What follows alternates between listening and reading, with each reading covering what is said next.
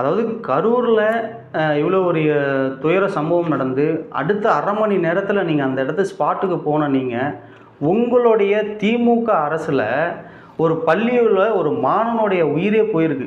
அதாவது இந்த இந்த பின்னாடி இருக்கா இல்லையா, இந்த பையனை பற்றி உங்களுக்கு ஃபுல்லாக தெரியுமா தெரியாதா அப்படின்ற விஷயம் எனக்கு தெரியாது. பட் ஆனால் இங்கே இருக்கக்கூடிய மன்னராட்சி மன்னருக்கு நல்லாவே தெரியும் இந்த சம்பவம் எப்படி நடந்தது, இது யார் யாரெல்லாம் காரணம், இது எதனால் நடந்தது அப்படின்ற விஷயம் எல்லாமே தெரியும். ஆனால் இதை வந்து நான் முழுசாக உங்ககிட்ட சொன்னால் தானே புரியும், மக்களுக்கு அது அப்போ தானே தெரியும். அதாவது இந்த பையனை பற்றி நம்ம ஃபுல்லாகவே நான் சொல்கிறேன் உங்களுக்கு. அதுக்கப்புறம் உங்களுடைய ஆட்சி முறைகள் எப்படி இருக்குது, இங்கே மன்னராட்சியோடைய மன்னர் எப்படி நடந்துக்கிறாரு, இங்கே மக்கள்கிட்ட அரசியல் எப்படி இருக்குது அப்படின்ற விதத்தெல்லாமே வந்து நான் உங்கள்கிட்ட சொல்லணும்.